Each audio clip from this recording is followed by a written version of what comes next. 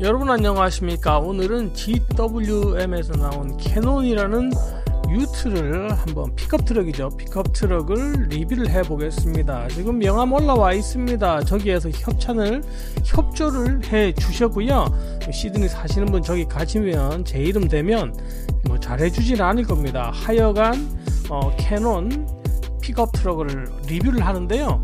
여러분들이 이 차에 대해서 리뷰를 좀 해 주셨으면 해서 이전부터 제가 그런 연락은 좀 받았었는데 게을러서 딴가 하다가 이제서야 이 캐논 유트에 대해서 리뷰를 하게 됐습니다.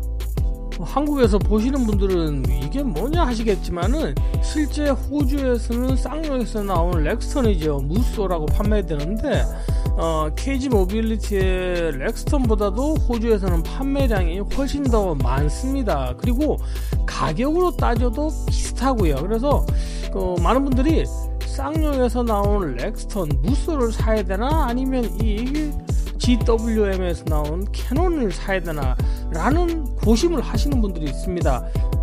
또 하나 비교를 굳이 드린다면 포드 레인저라든지 도요타 하일럭스에 비해서 좀 과하게 말하면 뭐 반값이다 라고 할 만큼 상당히 저렴하지만 웬만한 옵션이라든지 편의시설이 다 있습니다. 그러다 보니 이 차에 대한 관심이 많고요. 옛날하고 다르게 이 차가 7년에 무제한 거리 보증을 해줍니다. 그러다 보니 가성비를 따지시는 분들한테는 상당히 좋은 구매 조건이 되고요. 종류도 많습니다. 종류가 7가지 종류가 있고 그중 최고급형의 경우에는 가격도 얼마 안 합니다. 5만 불 정도밖에 안 하는, 그러니까 한 5천만 원도 안 한다라고 보시면 되는데, 그러면서도 기본 옵션 전부 다 있는, 그러니까 요즘에 나오는 웬만한 픽업 트럭이죠. 그런 데 있는 옵션 전부 다 있고, 뒤로 올라가는 사다리라 그럽니까? 그런 것도 있고, 거기다가 앞뒤 쇠범퍼, 한국은 불법이지만 호주에는 합법인데요. 앞뒤 범퍼조차도 쇠로 다 옵션으로 스노클까지도 주는 최고급형이 5만 불, 5천만 원도 안 하는, 한국으로 따지면 아이고야 비싸다 하실지 모르겠는데, 호주에서는 상당히 싼 가격이다라고 보실 수 있고요. 외관에 대한 경우에는 호불호가 있다 보니까 제가 말씀드리기가 그렇지만은 제가 볼 때는 나쁘지 않은 디자인이다 라고 말씀드릴 수가 있습니다. 그렇게 후지다라고는 못 느끼고요. 그리고 제가 가장 중요하게 생각하는 거, 호주에서는 힐하우스 안이 넓어야 됩니다. 타이어와 차체 간의 간격이 넓어야 되는데요. 넓다 보니 2인치 업그레이드라든지 타이어를 더 큰 걸, 예를 들어서 3이나 3인치 타이어, 큰 타이어를 충분히 넣을 수 있는 그런 펜더의 사이즈가 나오고요. 그리고 요즘 나오는 최신형 픽업 트럭 중에서도 고급 사양에만 적용되는 360도 카메라가 이 차가 7개 모델 중 세 번째입니다. 세 번째 모델인데 360도 카메라가 적용이 됩니다. 뒤에도 카메라가 있고요. 그러니까 가성비로 따질 때는 장난 아니다, 상당히 괜찮다라고 말씀드릴 수가 있는 모델이 이 GWM 캐논이 아닌가라는 생각이 들고요. 하체도 그렇습니다. 하체도 물론 비포장 오프로드를 타보면 또 느낌이 다르게 전달될 수가 있는데, 어쨌든 앞쪽에다가 그 훌그레한 어떤 모델은 플라스틱으로 하는 경우도 많은데요. 바닥에 특히 앞쪽 저렇게 그 쇠로 가드가 돼 있고, 밑에 바닥도 이렇게 볼 때 험로나 오프로드를 갈 때도 별 무리가 없도록 잘 돼 있고요. 그리고 여기 보시면 차체에 저 프레임이 나와 있는데, 요걸 이야기해야 되겠다. 이게 약간 조잡한 느낌이 듭니다. 이 본드입니까?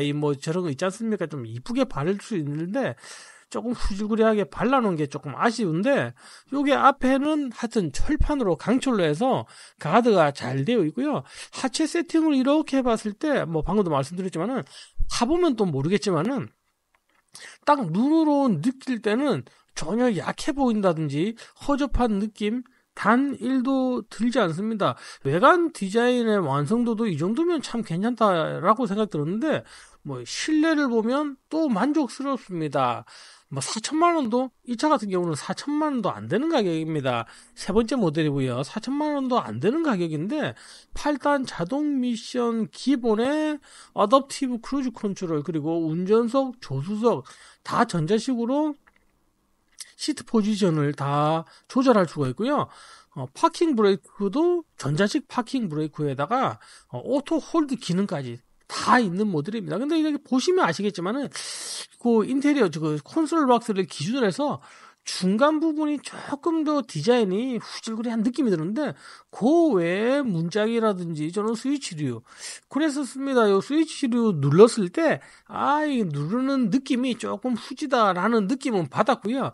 저 콘솔을 중심으로 해서 저 센터페시아 있는 그 부분 디자인이 조금 후지지 않나라는 느낌이 드는데, 또 요건 또 하나 보시면, 보통 일반적으로 픽업 트럭 같은 경우에는 문짝 바로 밑에 그 차체가 있는데, 요거는 문 전체가 다 가리는 구조입니다.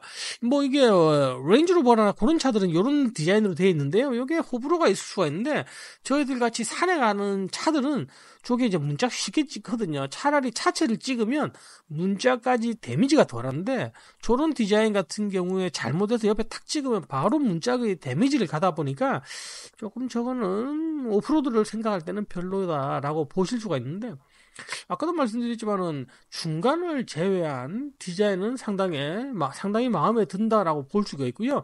뒷자리도 생각보다는 넓습니다. 옛날 유트들하고 픽업 트럭하고 다르게 뒷자리도 생각보다는 넓고요. 뒷자리 디자인도 상당히 깔끔하게, 이게 중국산이라는 그거만 숨기고 딱 봤을 때는 이게 누가 만들었지, 일본자인데 같은데 라고 할 만큼 뭐 디자인, 실내 외 디자인이 괜찮다. 하나 아쉬운 건 또 뒤쪽에 저 중간에 저게 컵 홀더 같은 게 있으면 좋은데 그게 없는 게 조금 아쉬웠습니다. 자, 그럼 이제 시승을 한번 해 보겠습니다. 모드는 세 가지 모드가 있습니다. 에코, 스탠다드, 그리고 스포츠 모드가 있는데 그냥 스탠다드 모드로 해서 제가 테스트 드라이브를 한번 해 보겠습니다. 자, 제가 지금 캐논 X라는 모델을 타고 있고요. 이 모델이 딱 중간 모델입니다. 어떻게 따지면 포드 레인저로 따지면 이제 스포츠 모델이라고 볼 수 있는데요. 이게 가죽 시트입니다. 가죽 시트라서 그 인사이드가 되게 고급스럽다라는 느낌이 들고요. 제가 탱크 300도 리뷰를 했지만은 전혀 인테리어가 후줄구리하다라는 느낌 들지 않고요. 이게 변속기조차도 되게 부드럽습니다. 후진 느낌 전혀 안 들고, 트럭이지만은 트럭답지 않은 디젤차입니다. 2.2 디젤차임에도 불구하고 되게 나가는 거는, 물론 짐이 하나도 없고 뭐 사람 해봐야 지금 2명밖에 3명밖에 타고 있지 않다 보니까 뭐 가벼운 느낌이 든다라고 할 수도 있는데, 그래도 상당히 차가 부드럽다라는 생각이 들고요. 그리고 탱크 300에 비해서 핸들링이 훨씬 더 잘 잡아준 그런 느낌이 있습니다. 옛날 중국 차라고 아니면 탱크 300하고 비교해도 전혀 핸들링에서는 이거 아닌데라는 그런 느낌이 들었는데요. 그런 게 현재로서는 전혀 없고요. 웬만한 편의 장치가 다 돼 있습니다. 그래서 이게 가격이 4만 불이 약간 넘습니다만, 이 정도 가격에 이 정도 편이면 사실 괜찮다라는 생각이 들고요. 그리고 제가 제일 또 편해하는 그 장치 중에 하나가 오토 스탑, 그 오토 홀드 기능인데, 그 기능이 있어서 뭐 이런 시내 운전할 때 훨씬 더 도움이 되고요. 일반 장거리는 제가 안 타봐서 모르겠지만은 시트 포지션 상당히 편하고 이래서 시내 주행할 때도, 그리고 지금 출발과 동시에 1단에서 3단 바로 올라가고 4단, 5단 막 올라가는데 전혀 그 기어 변속을 봐야지 느낄 정도로 전혀 변속 충격 그런 느낌 없고요. 그리고 토브렉, 물론 내가 심하게 급가속을 할 때는 느낄 수 있겠지만은 일반적으로 운전할 때는 단 1도, 오히려 제 차보다 그 처음 1단에서 한 3단, 4단 정도 올라가는 가속은 오히려 포드 레인저보다 훨씬 더 부드럽다라는 느낌이 들 정도로 부드럽고요. 그리고 그 실내에서 들리는 소음도 뭐 디젤 차입니다만 디젤 차라는 걸 감안하고 들었을 때는 실내 소음 뭐 이 정도면 충분히 이해할 만한 그런 실내 소음이다 라고 볼 수 있습니다. 그래서 데일리 드라이빙으로도, 그리고 우리가 뭐 1차로 쓰기에도 현재로서는 딱 하나 잡히는 게 이 핸들입니다. 이게 가죽 핸들인데 요게 그립감이, 그립의 그 느낌이죠. 느낌이 뭐 그렇게 좋지 않습니다. 그냥 비닐 씌워난 느낌이라서 요걸 딱 만져서, 특히 여름, 보통 우리가 저희들 운전할 때 핸들을 딱 이렇게 잡고 운전을 하는데, 이렇게 잡았을 때 핸들을, 제 손이 뭐 큰 손도 아닌데도 딱 잡아준다라는 느낌보다는 따로 논다라는 느낌이 들어서 요거는 조금 우리가 손에 익어야 되지 않나 라는 생각이 들고요. 뭐 패들 시프트 있고 그런데 뭐 트럭 뭐 패들 시프트 그냥 멋이지 뭐 쓸 일이 있겠습니까? 그냥 오토로 타고 쓰면 되는데, 요 핸들이 상당히 거슬립니다. 핸들 하나 거슬리고요. 그 외에 일반적으로 사이드 미러라든지 실내에서 느끼는 그런 느낌, 지금 요 부분 변속기를 기준으로 해서 요 밑에가 약간 민민한 느낌은 듭니다. 요게 약간 조금 나쁘게 말하면 좀 싼티난다, 고급스러운 느낌은 전혀 없다, 뭐 그런 느낌인데, 그런 거 빼고는 이 정도 가격에 이 정도 승차감에 이 정도 핸들링이면 괜찮다. 그리고 쌍용 무쏘와 다르게 그 업그레이드가 그나마 좀 양호합니다. 그래서 33 타이어도 넣을 수 있고요. 2인치 리프트업도 그렇게 까다롭지 않게 할 수 있다 보니까 가속할 때는 기어를 딱 잡아주고요. 가속할 수 있도록 지가 도와도 주는데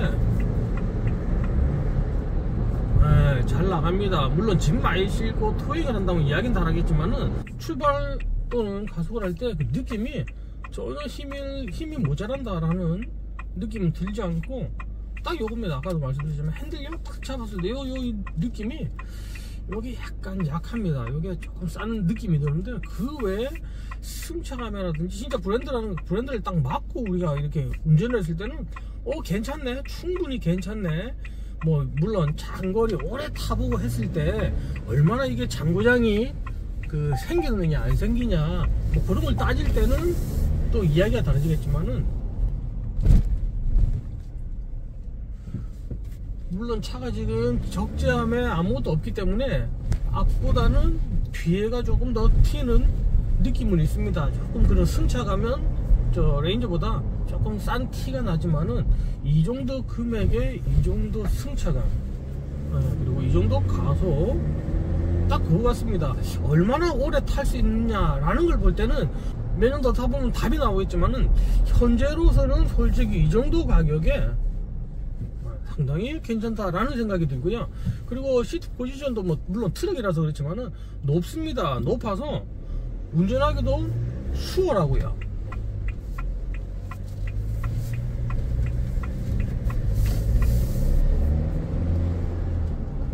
가속할 때 가속 성능도 이 정도면 만족스럽다. 엔진 소음이 실내로 들어오는 것도 충분히 이해할 만한 정도의 수준이고요. 이 정도면 그렇습니다. 한 10년 전에 처음에 이 중국 차들 올 때는 쳐다도 안 봤습니다. 리뷰가 뭡니까? 말 그대로 쳐다도 안 봤는데, 차가 홀딩했다가 나갈 때도 전혀 무리 없이 딱 잡았다가 풀어주는 느낌도 들고요. 핸들이 트럭 같은, 너무 큽니다. 약간 작고 했으면, 그래서 핸들 부분은 내가 타다 보면 뭐 느낄 수 있겠지, 뭐 내 몸에 딱 달라붙는 그런 느낌으로 느낄 수가 있겠지만은, 핸들을 제외한 나머지는 상당히 마음에 든다라고 말씀을 드릴 수 있을 것 같습니다. 오늘 GWM의 캐논이라는 유튜브를 픽업 트럭을 리뷰를 해봤는데요. 여러분의 생각은 어떻는지 댓글로 달아주시면 감사할 것 같습니다.